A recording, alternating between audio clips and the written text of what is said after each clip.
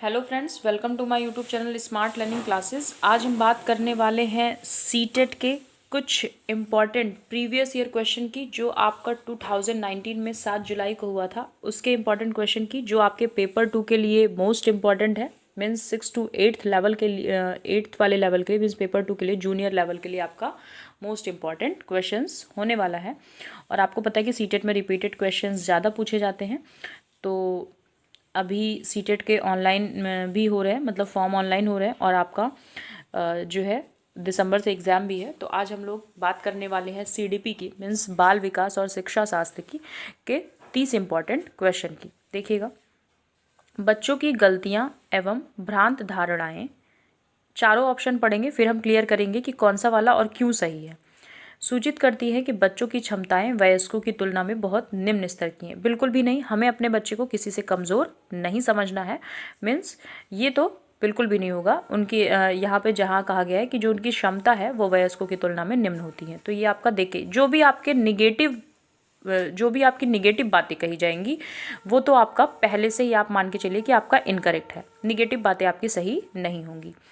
फिर है शिक्षण अधिगम प्रक्रिया में महत्वपूर्ण कदम है।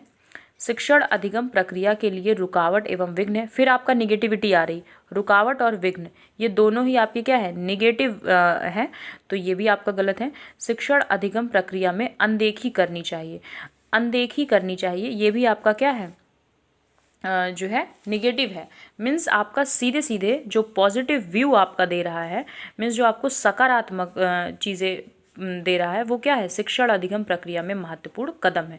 मतलब बच्चे जितना ज़्यादा गलतियां करेंगे उतनी, मतलब बच्चों की गलतियां जो है वो बहुत ही ज़्यादा इम्पॉर्टेंट है। बच्चे जितना गलतियां करेंगे उतना ही ज़्यादा चीज़ों को सीख पाएंगे। ठीक है, नेक्स्ट देखिएगा, संरचनात्मक ढांचे में बच्चे को किस रूप से देखा जा सकता है। एक समस्या समाधान करने वाला तथा वैज्ञानिक अन्वेषक के रूप में, लघु वयस्क के रूप में जो सभी पक्षों जैसे आकार, संज्ञान और संवेग में वयस्क की तुलना में कम है। देखिए कम है, फिर से निगेटिव आपका, तो ये तो आपका गलत ही होगा। कोरी पट्टियाँ या खाली स्लेट, बच्चे को कोरा पट्टी नहीं कहना है, कोरा कागज़ नहीं कहना है, खाली नहीं कहना है, ठीक है ना। तो कोरी पट्टियाँ या खाली स्लेट जिसके जीवन को अनुभव के द्वारा पूर्ण रूप से आकार दिया जा सकता है। तो कोरा आपको नहीं कहना है, खाली आपको नहीं कहना है, ये भी आपका निगेटिव हो गया। एक निष्क्रिय प्राणी, यहीं से आपको पता चल गया, पैसिव कह रहा है, मीन्स निष्क्रिय कह रहा है, तो यहीं से आपको देख के ही पता चल जाएगा कि आपका निगेटिव है। फिलहाल हम पूरा पढ़ेंगे। जिसे अनुबंधन के द्वारा किसी भी रूप से आकार दिया जा सकता है तथा ढाला जा सकता है। ठीक है, तो ये भी आपका निगेटिव, मीन्स आपके ये तीनों निगेटिव जो है डायरेक्शन, निगेटिविटी रिप्रेजेंट कर रहे थे, मीन्स आपको नकारात्मक अर्थ दे रहे थे, इसलिए हम इन तीनों को सही नहीं मानेंगे। और क्या होगा, एक समस्या समाधान करने वाला, मतलब बच्चे को हर तरफ से आपको अच्छा ही मानना है। बच्चे को आप मतलब बच्चे आपके गलत हो ही नहीं सकते, बच्चे को आपको गलत नहीं कहना है। ठीक है, एक समस्या समाधान करने वाला तथा वैज्ञानिक अन्वेषक के रूप में, ये आपका सही होगा। नेक्स्ट है आपका, अपनी कक्षा में सहयोगात्मक अधिगम का प्रयोग करते समय एक शिक्षक की भूमिका किस प्रकार की होती है। देखिएगा, उस समूह का सहयोग करना जिसमें होनहार एवं प्रतिभाशाली बच्चे हों। बिल्कुल भी गलत, सारे बच्चों के साथ हमें एक जैसा व्यवहार करना है। ऐसा नहीं कि जो बच्चा ज़्यादा अच्छा है पढ़ने में उसके साथ हम अलग सा व्यवहार करें और जो बच्चा कम अच्छा है उसके साथ हम अलग सा व्यवहार करें। सारे बच्चों के साथ हमें एक जैसा व्यवहार करना है। ठीक है, तो ये भी आपका निगेटिव ही दे रहा है। एक मूक शब्द होना तथा एक मूक दर्शन होना तथा बच्चे जो करना चाहते हैं उन्हें करने देना। ठीक है, तो ऐसा नहीं होना चाहिए, मूक दर्शन नहीं देना चाहिए। मूक मतलब क्या हो गया, चुप ना, मूक दर्शन नहीं देना है, और बच्चे जो करना चाहते हैं उन्हें करने देना, ऐसा नहीं है। ठीक है, बच्चे जो भी करना चाहें उन्हें हो सकता है बच्चे गलत चीज़ें कर रहे हैं तो उन्हें हमें समझाना भी चाहिए। ठीक है, कक्षा को छोड़ देना और बच्चों को स्वयं कार्य करने देना, बिल्कुल नहीं, कक्षा को छोड़ देना ऐसा, तो फिर ये भी निगेटिव आपका जो है नकारात्मक ही दे रहा है, मतलब निगेटिविटी ही दर्शा रहा है। ठीक है, सहयोगात्मक होना तथा प्रत्येक समूह की निगरानी करना, बिल्कुल भी सही बात है। हमेशा आपको हेल्पिंग नेचर का होना चाहिए, मतलब एक टीचर को हेल्पिंग नेचर का होना चाहिए, हमेशा बच्चे का सहयोग करना चाहिए और सारे समूह में प्रत्येक समूह की निगरानी करना और सारे ग्रुप्स की क्या करनी है, आपको निगरानी करनी, तो आपका यही सही हो जाएगा। नेक्स्ट है आपका, लेव वाइगोत्स्की के अनुसार लेव वाइगोत्स्की के अनुसार आधारभूत मानसिक क्षमताओं को मुख्य रूप से किसके द्वारा उच्चतर संज्ञानात्मक प्रक्रियाओं में बदला जा सकता है। यहाँ पे आपके जो एक साइकोलॉजिस्ट है,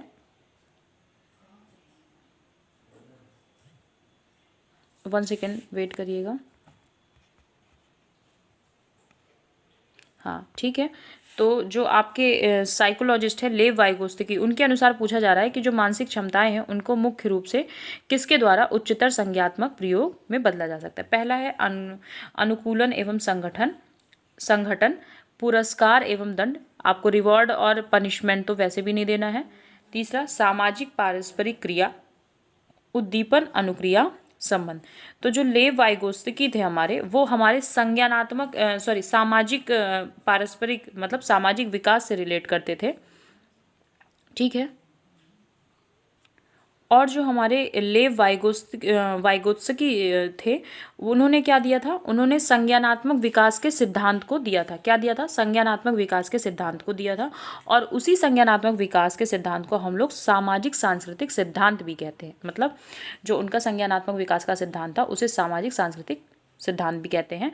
तो देखिएगा, इसमें आपको दिख रहा है सामाजिक पारस्परिक क्रिया, तो आपका यही वाला ऑप्शन सही होगा, ठीक है। नेक्स्ट देखते हैं, देखिएगा, निम्नलिखित कथनों में से कौन सा विकास एवं अधिगम के बीच संबंध को सही प्रकार से सूचित करता है। देखिएगा, विकास एवं अधिगम अंतः संबंधित और अंतः निर्भर होते हैं। विकास एवं अधिगम संबंधित नहीं है, बिल्कुल नहीं। विकास और अधिगम एक दूसरे से रिलेट करते हैं, एक दूसरे से ही संबंधित हैं। तो ये तो आपका नेगेटिविटी रिप्रेजेंट कर रहा है, मीन्स नेगेटिव है।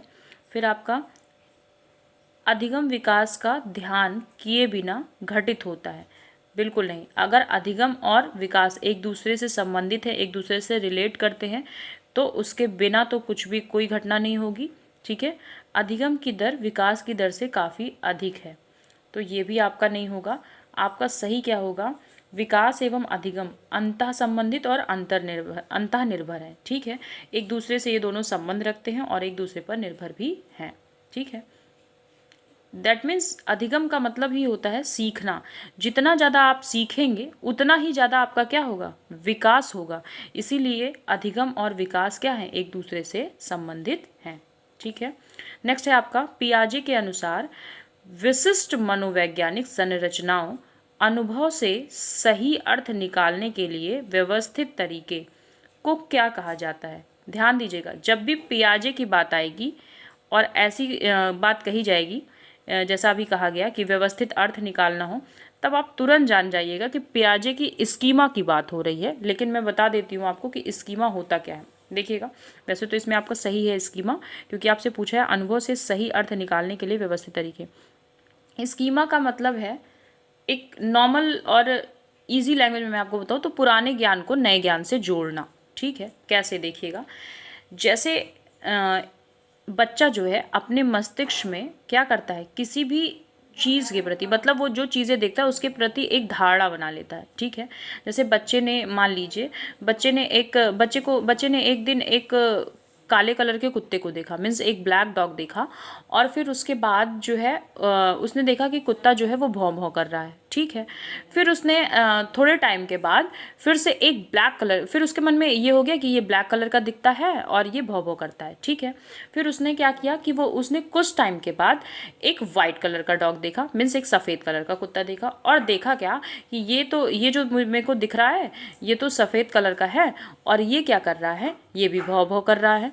तो उसके दिमाग में जो पहले से चीज़ें सेटअप थी, जो पहले से चीज़ें बनी हुई थी कि उस दिन जो मैंने काले कलर का देखा था और भौं भौं कर रहा था वो कुत्ता था, ठीक है, और आज मैंने जो देखा वो तो सफ़ेद कलर का था, लेकिन वो भी भौं भौं कर रहा था। तो वो अपने मन में जो सेटअप था, अपने माइंड में जो सेटअप था कि जो भौं भौं करेगा वो क्या होगा, कुत्ता होगा।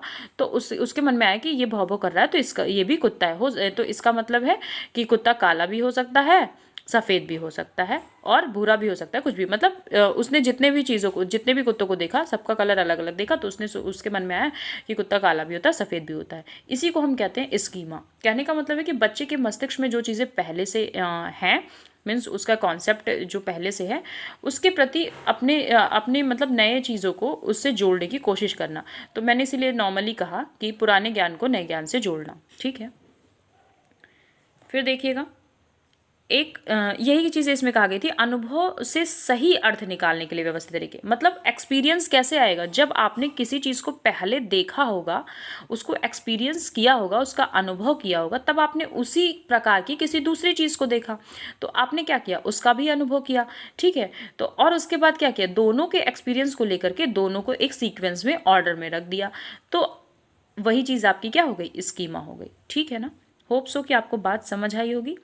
एक उचित प्रश्न या सुझाव के द्वारा बच्चे की समझ को उस बिंदु से बहुत आगे ले जाया जा सकता है जिस पर वह अकेले पहुंच सकती है। निम्नलिखित में से कौन सी संरचना उपरोक्त कथन को प्रकाशित करती है। देखिएगा, बुद्धि, दूसरा है समीपस्थ या निकट विकास का क्षेत्र, और दूसरा है साम्य धारण, और चौथा है संरक्षण।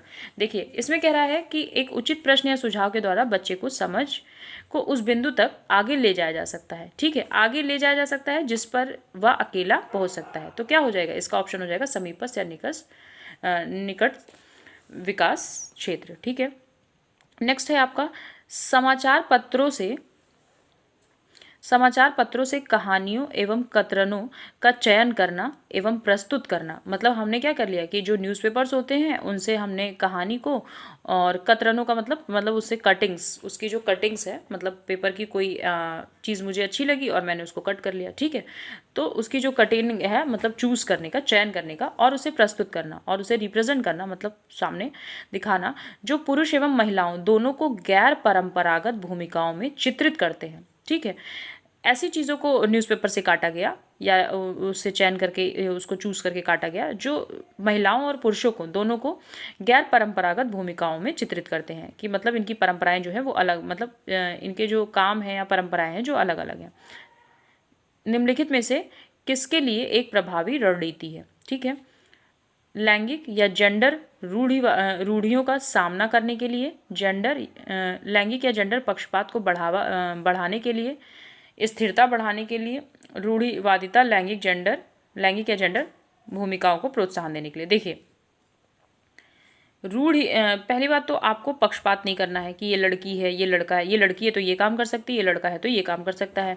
जैसे मैंने कहा कि लड़के बाइक चला सकते हैं, लड़कियां बाइक नहीं चला सकती, तो ये आपका क्या है, ये आपका जेंडर वाइज हो गया, मीन्स पक्षपात हो गया, तो ये बिल्कुल भी नहीं करना है, ठीक है।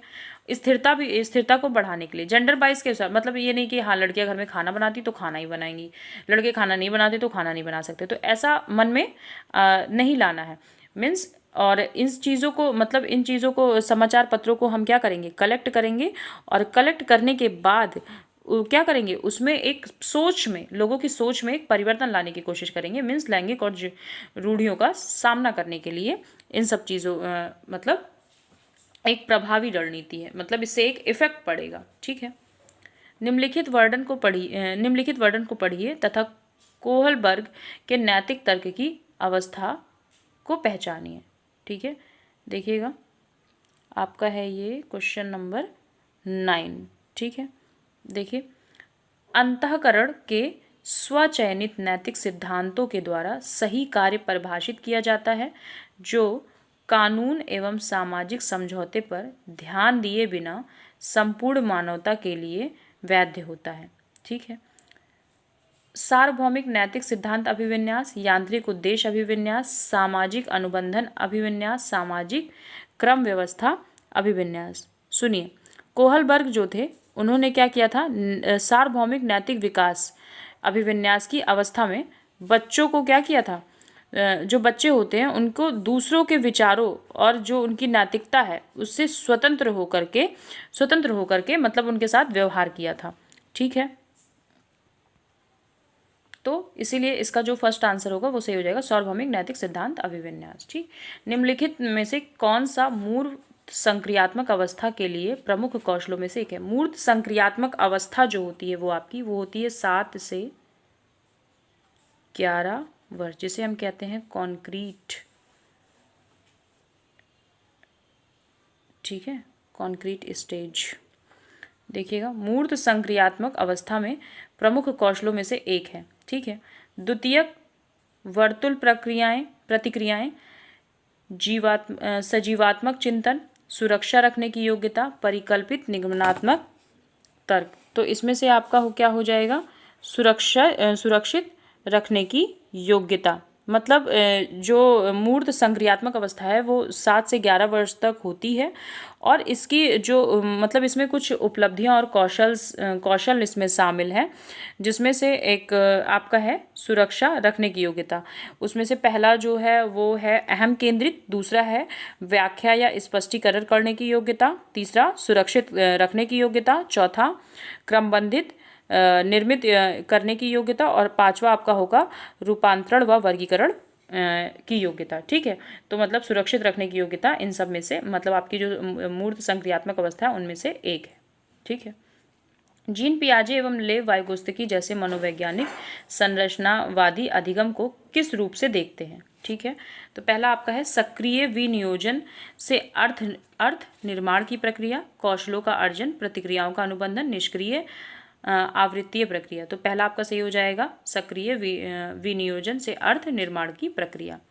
नेक्स्ट है आपका निम्नलिखित में से कौन से कारक बच्चे के समाजीकरण में महत्वपूर्ण भूमिका अदा करते हैं? तो मीडिया भी समाजीकरण के लिए उत्तरदायित्व होगी, विद्यालय, परिवार और पास पड़ोस। ठीक है, तो ये चारों ही आपके सही हो जाएंगे।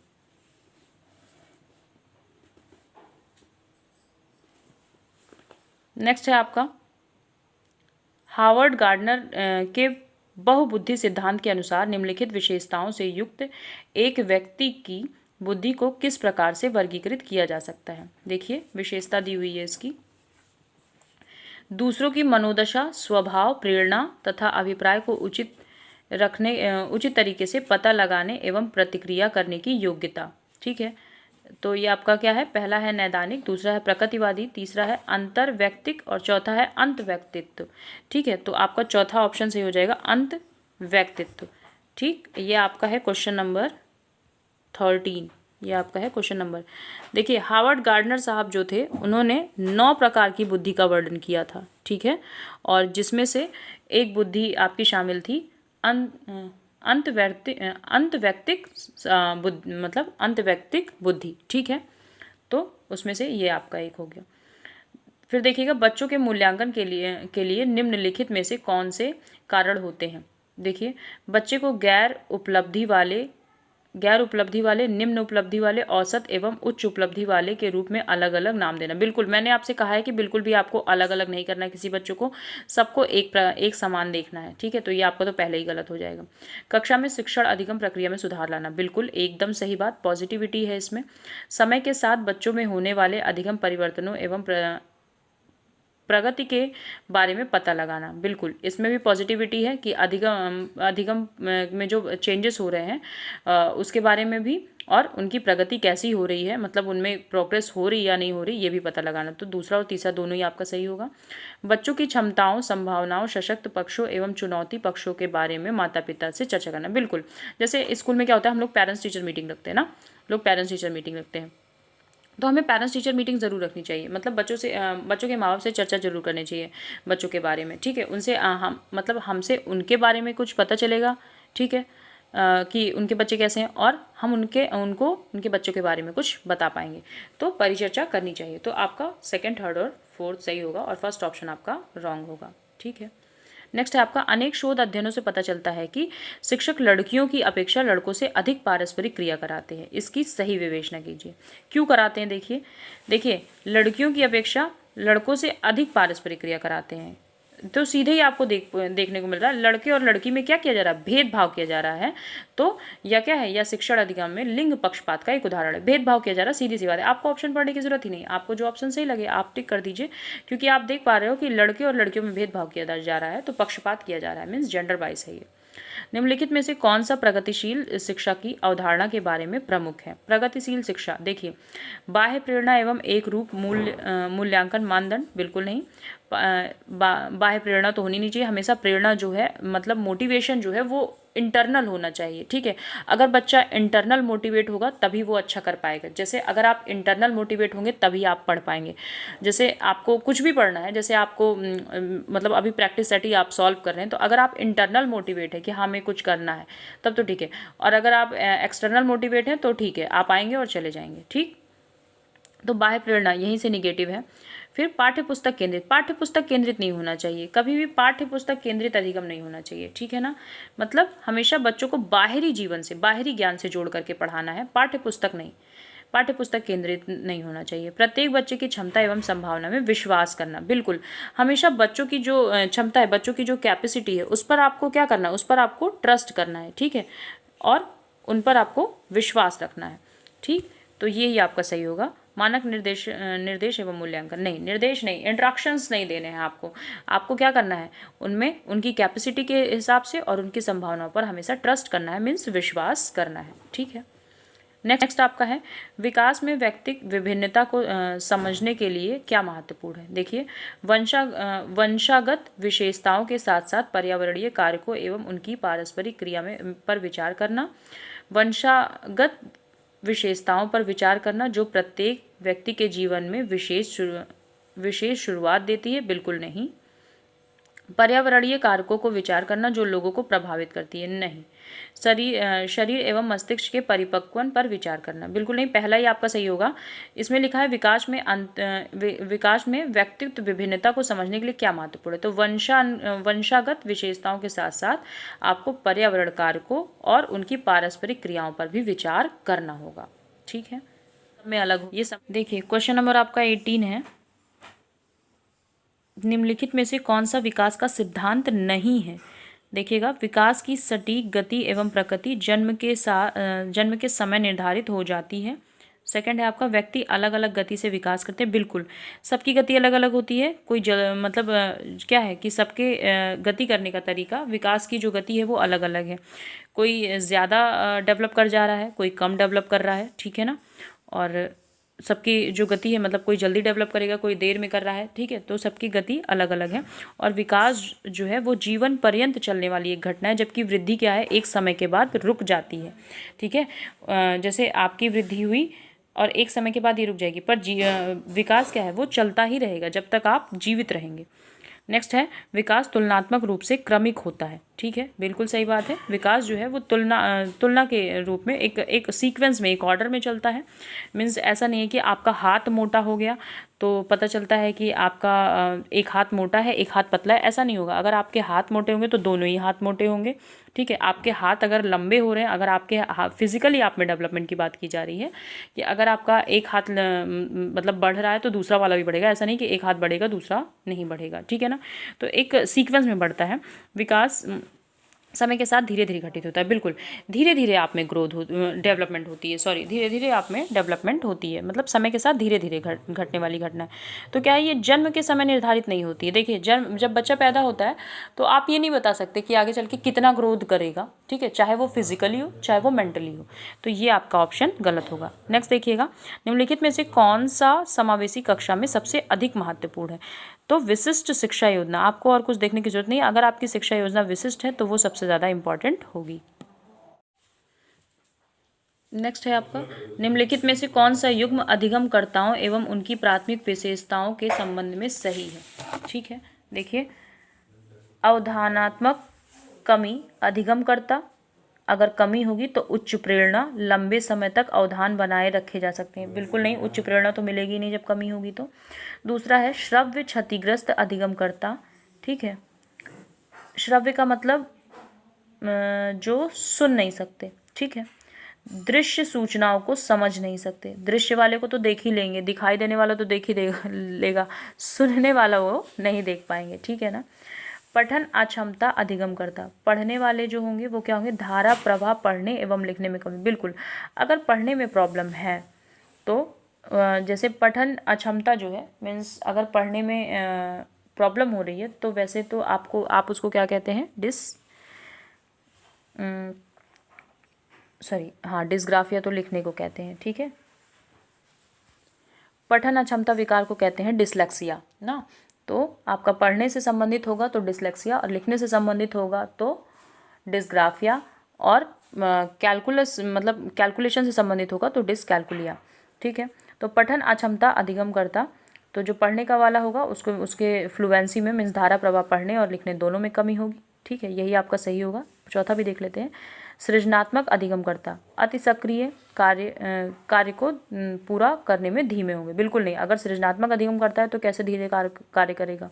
ठीक है, तो तीसरा ये ऑप्शन आपका सही होगा। एक समस्या को मूल एवं अपसारी समाधानों के साथ करने की योग्यता निम्नलिखित में से किसकी एक प्राथमिक विशेषता है।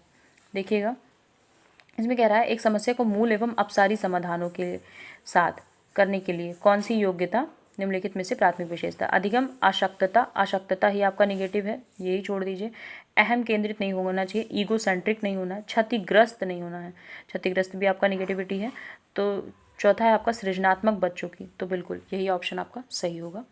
फिर है आपका दृश्य रूप से बाधित विद्यार्थियों के साथ कार्य करते समय एक शिक्षक को किस प्रकार के अनुदेशन अनुकूलन करने चाहिए। देखिए, अनेक प्रकार के लिखित कार्य, जब देख नहीं सकता तो लिखने का कोई कार्य का कोई मतलब ही नहीं, तो यहीं से ही आपका ये नेगेटिव है। स्पष्ट रूप से बोलना तथा छूकर महसूस करने वाली सामग्रियों का अधिक मात्रा में प्रयोग करना। बिल्कुल, अगर बोलने वाली चीज़ें उन्हें सुनाई दे जाएगी, वो देख नहीं सकते लेकिन सुन तो सकते हैं ना, तो वो सुन सकेंगे, ईजिली सुन सकेंगे उसको और समझ सकेंगे, और उसके बाद और उसे वो छू कर महसूस कर सकेंगे। अगर टच करके कोई चीज़ सीख सकते हैं, जैसे ब्रेन लिपि का यूज़ होता है किसके लिए, जो दृष्टिबाधित लोग होते हैं, मतलब जो देख नहीं सकते हैं, ब्लाइंड स्टूडेंट के लिए, तो छूकर समझ सकते हैं, यही आपका सही होगा। कई प्रकार की दृश्य प्रस्तुत, जब वो देख ही नहीं सकते तो दृश्य का कोई मतलब ही नहीं।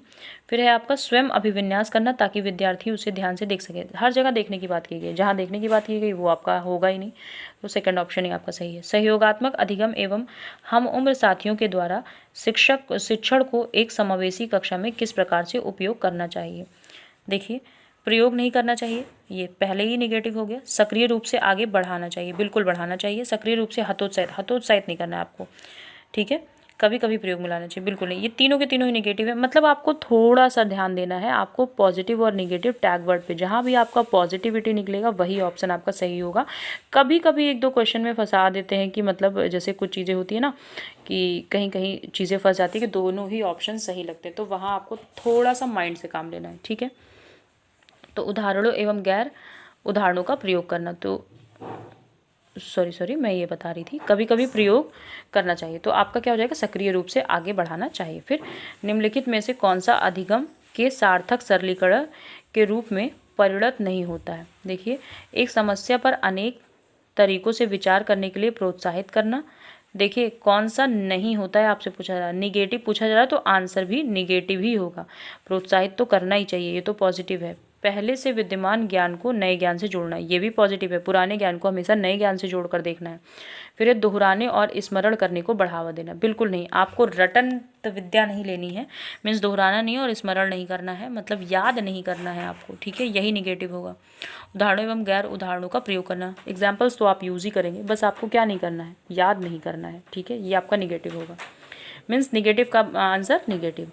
नेक्स्ट है आपका, निम्नलिखित में से कौन सा संरचनात्मक परिवेश के साथ अनुकूल नहीं हो सकता है। देखिए, अध्यापक विशिष्ट सत्रावसान मूल्यांकन रणनीतियों को लागू करते हैं तथा प्रतिक्रियाओं के बजाय प्रदर्शन पर फीडबैक देते हैं, नहीं करता है। ठीक है ना, यही है आपका। विद्यार्थियों को जटिल, सार्थक एवं समस्या आधारित गतिविधियों में लगे रहने के लिए परस्पर अवसर देना तो आपका पॉजिटिव ही है। ठीक है, फिर आपका है नेक्स्ट है आपका, इसमें विद्यार्थी सहयोगात्मक तरीके से कार्य करते हैं तथा आपस में कार्य केंद्रित वार्ता में लगे रहने के लिए सहयोग देना, सहयोग भी करना है, पॉजिटिव ही है।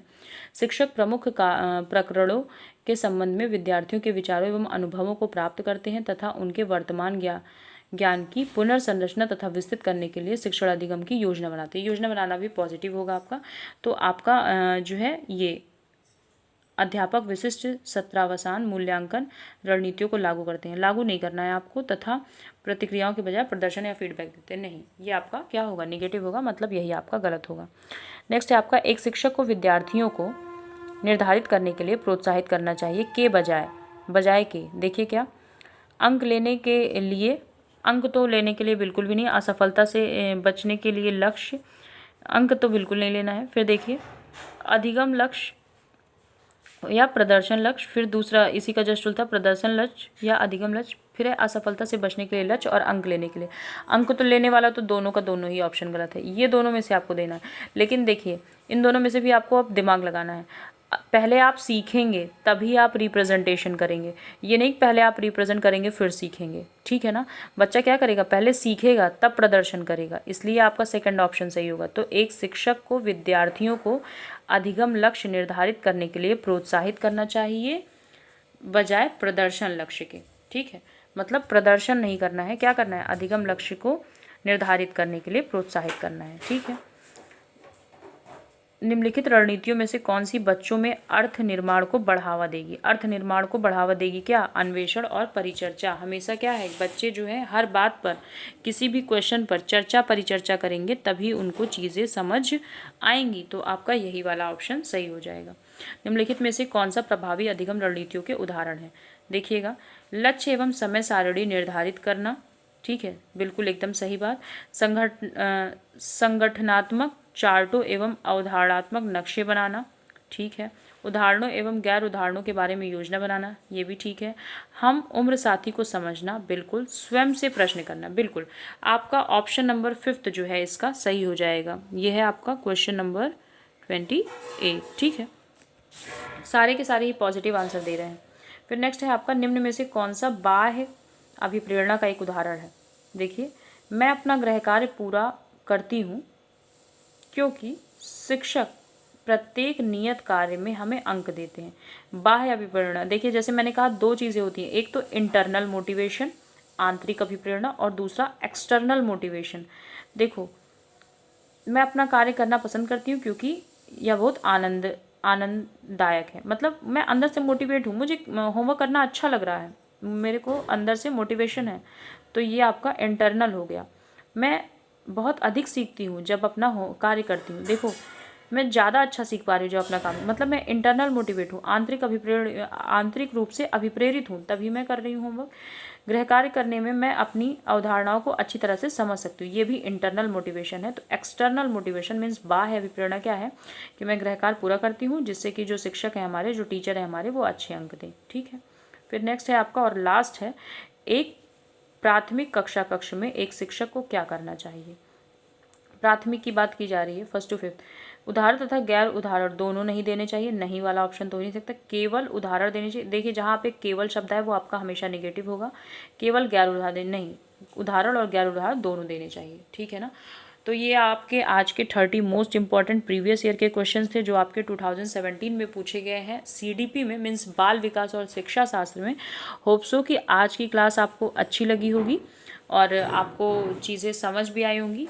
और मैंने जैसे कि कहा कि सीटेट में आपके प्रीवियस ईयर के क्वेश्चन बहुत ज़्यादा रिपीट होते हैं, इसलिए ये क्वेश्चंस आपके लिए इम्पॉर्टेंट रहेंगे। Thank you so much. और अगर आपको मेरी वीडियो अच्छी लगी होगी तो वीडियो को लाइक कीजिएगा, चैनल को सब्सक्राइब कीजिएगा और बेल आइकन को ज़रूर प्रेस कीजिएगा जिससे आपको आने वाली वीडियो की नोटिफिकेशंस मिलती रहें। Thank you so much.